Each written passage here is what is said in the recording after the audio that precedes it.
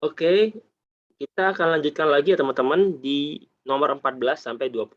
Oke, nomor 14 teman-teman, Sakti menerapkan akses control list, yaitu pengelompokan paket menu berdasarkan kategori sehingga administrator bisa menentukan menu transaksi ataupun izin akses terhadap transaksi tertentu.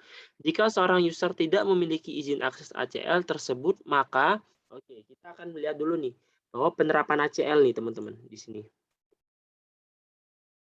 Bahwa setiap pengguna akan memiliki batasan-batasan kewenangan sesuai dengan tingkatannya, ya kan? Nah, di sini nih, ini adalah kata ininya, kata nah, di sini lagi nih, bahwa administrator dapat menentukan menu transaksi ataupun izin akses menu transaksi tersebut. Nah, berarti kalau di sini dijelasin,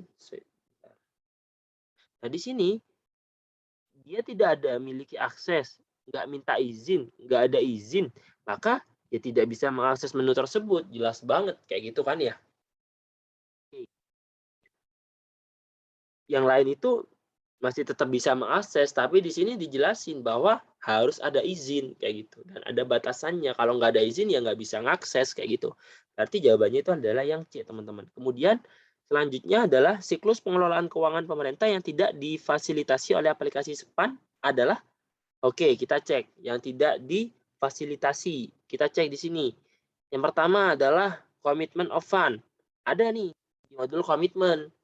Kemudian adalah payment and receipt management. Ada nggak? Ada nih. Ada di mana nih? Ada di modul penerimaan dan modul pembayaran gitu kan. Penerimaan sama pembayaran. Kemudian ada lagi nggak? Debt, utang, ada nggak? Nggak ada. Kemudian cash management ada di modul cash. Maka jawabannya itu adalah yang C, teman-teman. Kayak gitu ya. Kemudian yang nomor 16, database Sakti menyimpan data transaksi termasuk penggunaan yang membuat transaksi dan kapan transaksi tersebut disimpan. Pernyataan tersebut menunjukkan bahwa Sakti memiliki fitur oke, di sini bahwa data transaksi menyimpan data transaksi. Oke, kita cek dulu nih teman-teman di sini. Ini ada pengertiannya bahwa oke, kita cek satu-satu. Oke, langsung ke looking transaksi apa? Semua transaksi yang sudah melewati proses persetujuan dikunci. Nggak masuk ya teman-teman. Kita langsung ke historical and log data, yaitu adalah setiap pencatatan, perubahan, dan penghapusan data akan dicatat dalam database aplikasi Sakti. Ini jelas nih, membuat transaksi dan kapan transaksi disimpan, maka akan dimasukkan ke dalam satu database kayak gitu kan ya. Maka jawabannya itu adalah yang B, jelas banget, yaitu historical dan log data. Oke, nomor 17 teman-teman. Dokumen pelaksanaan anggaran yang telah disahkan merupakan landasan bagi PAKP, PA, pengguna anggaran atau kuasa pengguna anggaran dalam melaksanakan kegiatan. Maka itu adalah fungsi apa nih? Fungsi anggaran di bagian apa? Oke, kita pakai ini teman-teman. Nah, di sini adalah fungsinya. Fungsi anggaran ada 6. Yang mana nih yang termasuk? Yang termasuk adalah otorisasi, yaitu menjadi dasar gitu kan, menjadi dasar untuk melaksanakan pendapatan dan belanja yang bersangkutan. Kayak gitu ya? Oke, jawabannya adalah yang otorisasi A gitu kan. Kalau perencanaan, dia akan merencanakan kegiatan pada tahun yang bersangkutan kayak gitu. Tapi di sini dijelasin bahwa landasan bagi untuk melaksanakan kegiatan mengadakan perikatan. Maka otorisasi kita cek dulu nih, anggarannya ada nggak, sesuai nggak kayak gitu. Jawabannya itu adalah yang A. Nah, kemudian yang nomor 18 teman-teman, sesuai urutan dalam proses, sistem aplikasi yang digunakan, serta produk yang disediakan dalam penyusunan APBN. Nah, kita pakai ini teman-teman. Bahwa perencanaan anggaran kita pakai Krisna, ya kan? Krisna tadi akan menghasilkan yang namanya RKP atau Renja, kayak gitu. Oke, jawabannya A dan B benar ya? Krisna, Renja, dan RKP. Oke. Nah, kemudian eh, Sakti modul anggaran akan menghasilkan RKAKL. DIPA itu akan dihasilkan oleh yang namanya SPAN, kayak gitu. Berarti jawabannya itu adalah yang A. Karena di sini SPAN itu DIPA, modul anggaran itu RKHKL gitu. Ini kebalik nih yang B nih. Maka jawabannya yang A. Oke. Kita lanjut lagi teman-teman ke soal yang ke-19, Berdasarkan informasi di atas, berapakah jumlah ketersediaan dana? Oke, di sini kita cek bahwa ketersediaan dana itu rumusnya adalah pagu dikurangi cadangan dikurangi realisasi gitu kan.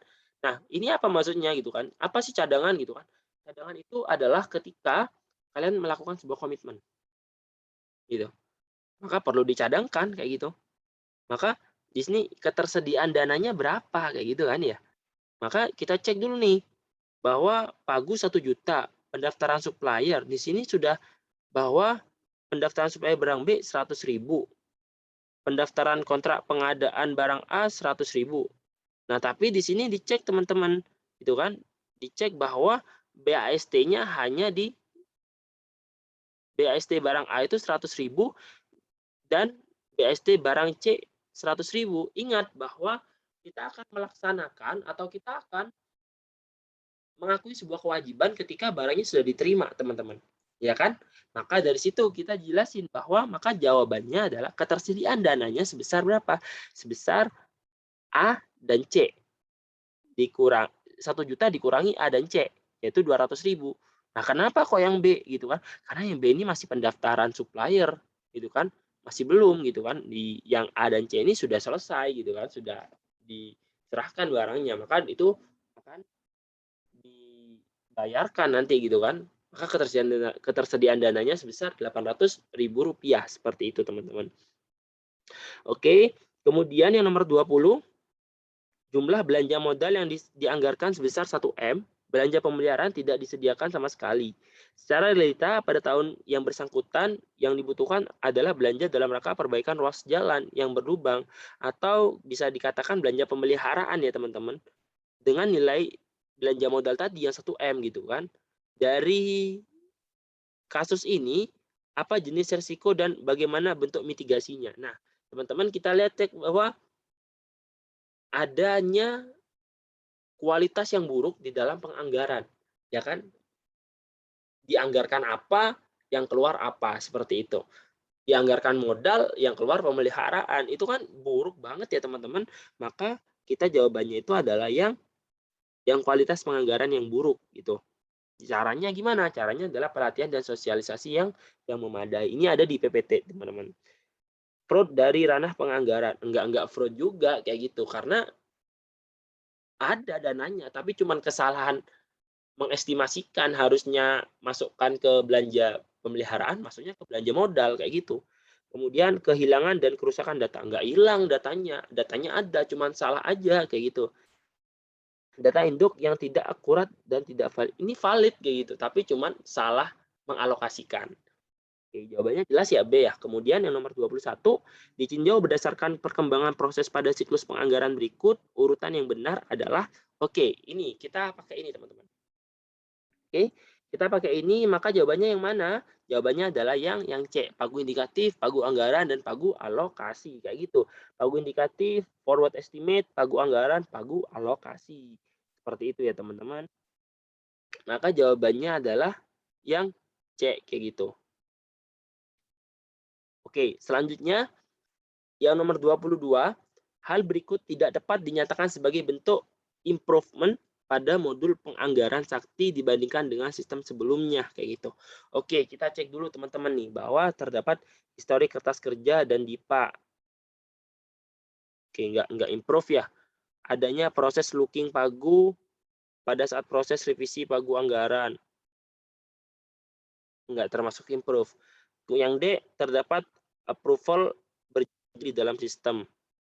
Enggak. Karena sudah single database, tidak perlu proses penelaan DIPA di DJA. Ya, jawabannya itu adalah yang C kan teman-teman. Karena sudah terintegrasi. Jadi nggak perlu lagi tuh. Ada yang namanya proses penelaan lagi tuh. Karena akan terjadi ketidakefisiensian gitu. Tidak akan maksimal penggunaan dari aplikasi tadi. Oke. Kemudian yang nomor 23 teman-teman. Lanjut lagi, dari 3 jenis pagu dalam siklus penyusunan APBN, manakah yang akan menjadi rujukan sebagai anggaran yang tercantum dalam DIPA? Oke, yang menjadi rujukan yang mana gitu kan? Yang menjadi rujukan adalah alokasi. Ini jelas banget teman-teman nih bahwa alokasi anggaran adalah batas tertinggi yang dialokasikan kepada yang digunakan kan secara hasil kesepakatan pembahasan rancangan APBN antar pemerintah dan DPR. Maka yang digunakan adalah pagu alokasi atau alokasi anggaran seperti itu. Nah, kemudian yang nomor 24, salah satu tujuan utama dalam pelaksanaan manajemen kontrak adalah, kan? Oke. Di sini manajemen kontrak. Oke. Kita yang A. Oke, ini sorry, ini jawabannya A. Oke, di sini oke, kita cek dulu B untuk mendukung terwujudnya kerangka pengeluaran jangka menengah. Oke. Kemudian untuk mengelola data hasil detail terkait supplier, baik supplier berupa satker, ya ini bukan manajemen kontrak, tapi manajemen supplier, kayak gitu. Kemudian dia melakukan aktivitas pencadangan. Ini lebih ke manajemen komitmen. Nah, kita yang terfokus adalah manajemen kontrak. Maka kita akan melihat kontrak-kontrak kayak gitu untuk mengelola tindakan-tindakan awal yang menimbulkan kewajiban negara dalam rangka disiplin anggaran. Ya, kontrak tadi kan dapat menimbulkan yang namanya kewajiban negara ya. Karena kita sudah melakukan teken dengan pihak ketiga. Maka jawabannya itu adalah yang A kayak gitu. Kita mengelola tindak-tindakan yang karena ini berkepentingan dengan negara, uang negara, maka harus dikelola dengan baik seperti itu. Oke, yang terakhir teman-teman, pejabat yang berwenang untuk melakukan tindakan yang dapat mengakibatkan pengeluaran anggaran belanja. Di sini teman-teman biar tidak terkecoh ya teman-teman. Di sini bahwa dalam rangka pelaksanaan anggaran, KPA memiliki tugas dan wewenang menetapkan PPK dan PPSPM dan melakukan tindakan yang mengakibatkan pengeluaran anggaran belanja. Nah, kalau dari sini maka jawabannya apa? Jawabannya itu adalah KPA ya. Ada nggak? Ada. Tapi ingat teman-teman di sini PPK melaksanakan kewenangan KPA tadi gitu kan. Nah, KPA tadi itu melimpahkan wewenangnya kepada PPK gitu kan. Maka sebenarnya yang mengakibatkan pengeluaran pemerintah itu adalah PPK kayak gitu. Maka jawabannya itu adalah yang dia teman-teman itu pejabat pembuat komitmen. Oke, itu aja dari aku untuk pembahasan soal nomor 1 sampai 25.